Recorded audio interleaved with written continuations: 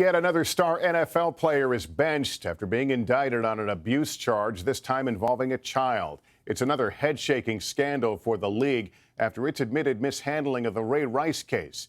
NBC's Peter Alexander has developments on both those fronts for us tonight. Hailed as one of the best running backs in football history, Adrian Peterson turned himself in Texas early this morning, charged with injury to a child, reckless and criminal neglect. Peterson's accused of abusing his 4-year-old son by hitting him with a wooden switch, a small tree branch. We take all allegations of abuse against children very seriously.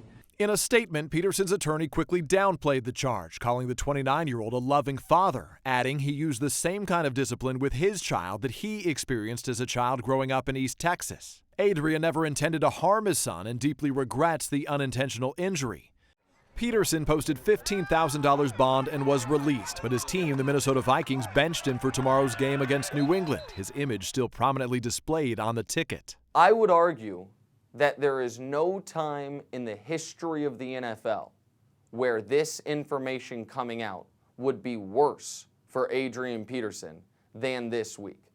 Today, Ray Rice was welcomed back to the sidelines at a high school football game in New Rochelle, New York, his alma mater, his arm wrapped around his wife, Janae. Their 2-year-old daughter, Raven, named for his former Baltimore team, in tow. Ray, is there anything you want to say to your fans? Huh? But no comment for reporters. You working with me? It's the couple's first public appearance since the release of the TMZ Sports video showing Rice hitting his then-fiancée Valentine's Day weekend. Rice's former coach offered unwavering support. The mistake he made will be erased by the good deeds he will continue to do, and because of the good deeds that he has done, New Rochelle High School will always be Ray Rice's home. Scrutiny of the NFL's handling of domestic violence cases has exploded, and the controversy isn't going away, with the Carolina Panthers' Greg Hardy expected to play tomorrow, despite his conviction in July for assaulting and threatening to kill his girlfriend. Some girl's gonna be upstairs, and I heard it, and I seen it. He is beating her right the now. So get here now. Hardy's appealing the conviction. It was a mind-blowingly terrible week for the NFL, and it had nothing to do with the football. 42 NFL players have been arrested for domestic violence in the last 8 years. That's according to USA Today. 3/4 of them face no disciplinary action.